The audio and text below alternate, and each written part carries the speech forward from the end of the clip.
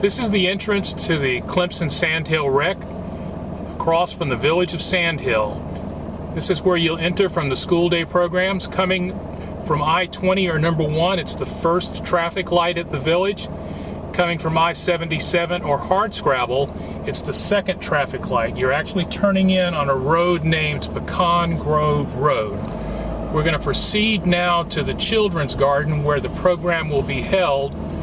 It's often confusing for people on property to find our particular location, so this morning we're going to drive it. The speed limit, as you'll note, is 15 miles an hour on property. The roads are somewhat porous, so you should always be careful of your position and watch for potholes.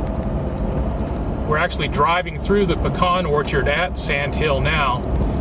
The next intersection we come up on is Experiment Road.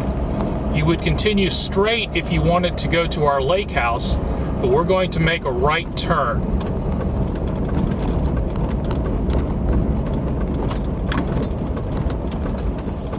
We're now turning onto Experiment Road. The building you see on the left is actually used for pesticide training. It has a various number of foundations where they teach the technicians how to treat foundations for new construction and additional construction, as well as rehab.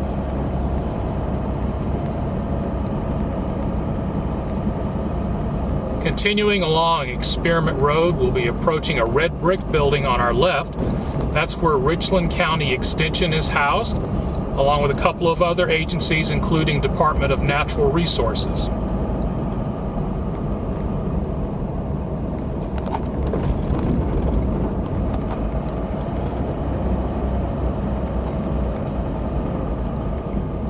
As you're making this trip, you'll notice our old barn and agricultural areas on the left. There'll be a white cottage coming up on your left also.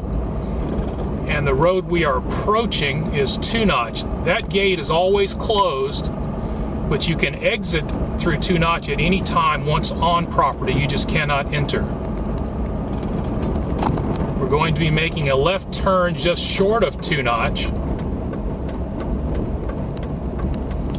And the road we're turning on is Children's Garden Lane. If you have a tall vehicle, be careful of the low-hanging oak trees. The two-story building on our left used to house Richland County Extension. It is now vacant and being rehabbed for additional usage. You're now leaving the pavement and hitting our dirt roads. The trees right in front of you are a few of our remaining peach trees used for research. Students and professors from the university still make the trip down from Clemson to work on these particular trees. Don't pick the peaches, because you're never quite sure what they're doing in there with their research. The corn maze is on our right. We're continuing along the dirt road.